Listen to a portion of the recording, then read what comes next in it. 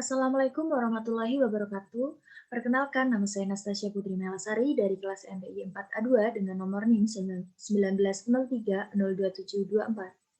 Dalam video kali ini, saya akan melakukan sebuah tutorial mengenai uji ANOVA dan juga uji regresi.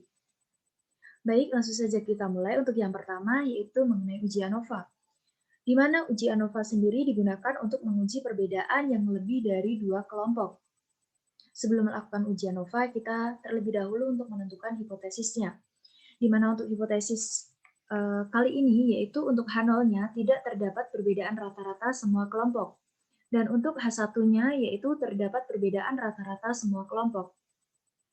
Dan sebelum itu, di sini saya telah memiliki data di Excel, di mana untuk uji ANOVA diperlukan dua variabel yang terdiri dari variabel produk dan juga variabel respon.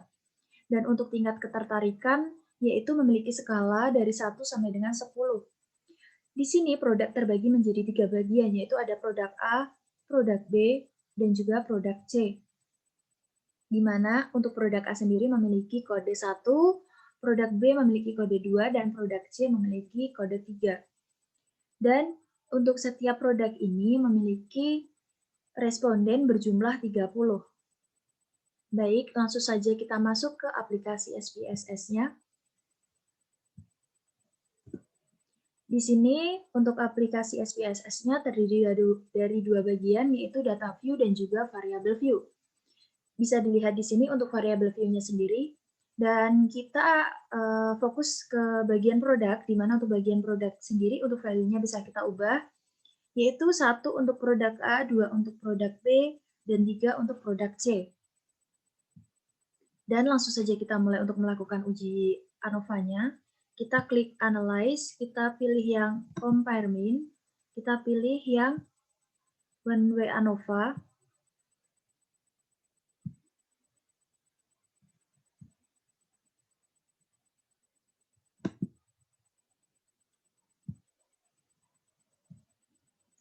Kita pilih yang One Way ANOVA. Nah, untuk di sini terdiri dari dependent list dan juga faktor. Di mana untuk dependent list-nya sendiri kita isi yang respon. Dan untuk faktor kita isi yang produk. Kemudian kita pilih yang option, di mana untuk option sendiri kita klik yang deskriptif dan juga homogeneity of variant test. Kemudian kita klik continue, kemudian kita klik OK.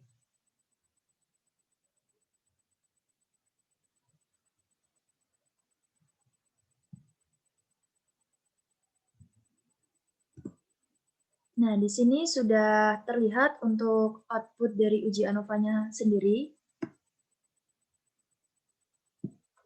di mana terdiri dari tabel deskriptif, tabel homogeneity varian, dan tabel ANOVA. Baik, untuk output-nya sendiri, kita lihat pada tabel deskriptif, di mana untuk produk A memiliki min sebesar 4,5667, untuk produk B memiliki min 6,2667, untuk produk C memiliki min sebesar 8,0333, dan untuk totalnya sendiri yaitu sebesar 6,2889. Dan di sini kita akan membandingkan untuk F hitung dan juga F tabelnya. Di mana untuk F hitungnya sendiri kita bisa lihat pada tabel ANOVA untuk F hitungnya sendiri sebesar 97,788. Dan untuk F tabelnya sendiri saya sudah memiliki datanya.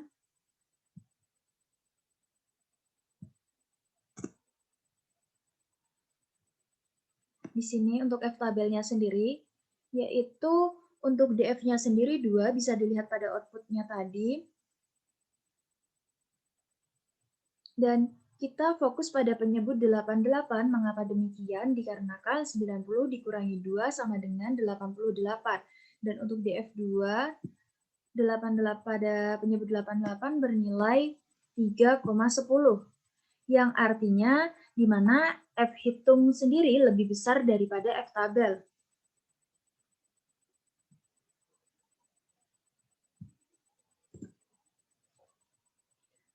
Maka dapat disimpulkan bahwa dengan signifikasi 5% dan F hitung lebih besar daripada F tabel, maka H0 ditolak, yang mana artinya terdapat perbedaan antara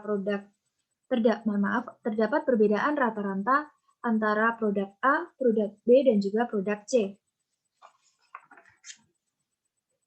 Baik, kita akan kembali ke aplikasi SPSS-nya. Nah, di sini selanjutnya kita akan melakukan uji regresi. Kita ke data view. Nah, di mana uji regresi sendiri ini digunakan untuk menguji apakah ada pengaruh antar variabel independen dan juga variabel dependen. Di mana untuk uji regresi sendiri terbagi menjadi dua, yaitu uji regresi linear sederhana dan juga uji regresi linear berganda. Yang pertama, kita akan melakukan uji regresi linear sederhana. Langsung saja kita mulai. Kita klik Analyze, kemudian kita pilih Regression, kita klik Linear. Nah, di sini ada Dependent dan juga ada Independent. Untuk Dependent-nya sendiri, kita klik yang Distance. Dan untuk Independent, kita klik yang Speed. Seperti ini. Kemudian kita klik Statistik. Kita klik yang Confidence Interval. Kemudian kita Continue. Kemudian kita OK.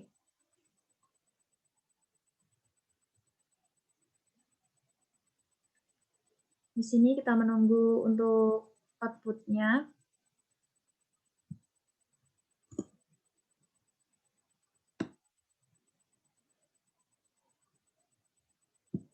Nah, di sini sudah muncul untuk output dari uji regresi linear sederhananya. Nah, kita lihat untuk tabel koefisiennya sendiri untuk kolom B, di mana dari kolom B ini kita dapat menentukan model untuk uji regresi linear sederhananya. Di sini saya sudah memiliki kesimpulannya untuk model regresi linear sederhananya, di mana Y sama dengan A ditambah BX. Nah, di mana Y sama dengan min 17,631 ditambah 3,934X, di mana untuk A sendiri ini diperoleh dari nilai konstan, dan untuk B sendiri sebesar 3,934 diperoleh dari nilai speed. Sehingga untuk model uji regresi linear sederhana, yaitu Y sama dengan minus 17,631 ditambah 3,934X. Baik, setelah itu kita harus memiliki hipotesis. Di mana untuk hipotesis kali ini yaitu untuk H0 sendiri, yaitu variabel independen tidak mempengaruhi variabel dependen. Dan untuk H1-nya, variabel independen mempengaruhi variabel dependen. Selanjutnya kita akan melakukan uji dua pihak. Kita kembali ke output uji regresi linear sederhananya. Nah, kita lihat pada tabel ANOVA. Untuk F-nya sendiri yaitu sebesar 91,613, dan kita akan bandingkan dengan F-tabelnya. Kita akan kembali ke F-tabelnya, di mana untuk di F-nya sendiri kita ketahui dari sini yaitu sebesar 1. Kemudian kita akan bandingkan dengan F-tabelnya. Nah, untuk F-tabel sendiri kita akan fokus pada penyebut 49. Mengapa demikian? Karena 50 dikurangi 1 sama dengan 49. Dan untuk F-tabel sendiri bernilai sebesar 4,04. Yang mana artinya F hitung lebih besar daripada F-tabel.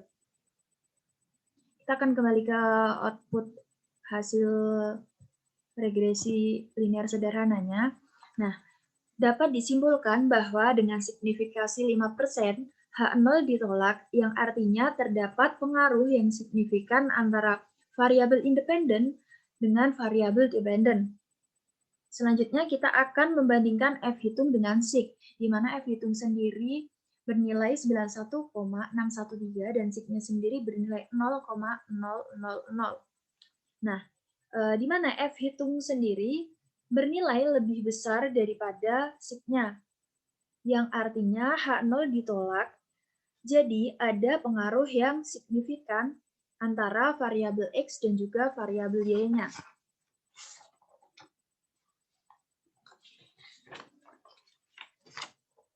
Nah, selanjutnya kita akan melihat koefisien determinasinya untuk melihat seberapa banyak variabel X menyumbang untuk variabel Y-nya. Dan kita bisa lihat pada tabel model summary-nya di sini, di mana kita lihat atau fokus pada R-square-nya sendiri, yaitu sebesar 0,652 atau bernilai sebesar 65,2%. Nah, di mana artinya variabel speed hanya menyumbang sebesar 65,2% untuk variabel distance, dan kurang lebih 35% lainnya dipengaruhi oleh faktor-faktor lainnya secara random. Selanjutnya kita akan melanjutkan untuk uji regresi linear berganda. Kita kembali ke aplikasi SPSS-nya. Nah, di sini seperti tadi, sebelumnya kita klik Analyze, kemudian kita klik yang Regression, kita pilih yang linear. Nah, di sini karena tadi sudah melakukan perhitungan, kita riset terlebih dahulu. Dan di sini sama ada dependent juga dan juga independent, di mana untuk dependennya sendiri kita pilih yang cells. Untuk dependent, jangan lupa kita pilih yang cells. Dan untuk independennya kita pilih yang YouTube, Facebook, dan juga newspaper.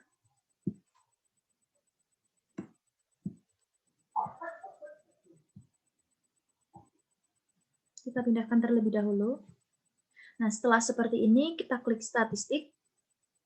Nah, kita klik yang confidence intervalnya, kemudian kita klik continue, kemudian kita klik OK, dan akan diketahui hasil atau output dari uji regresi linear bergandanya.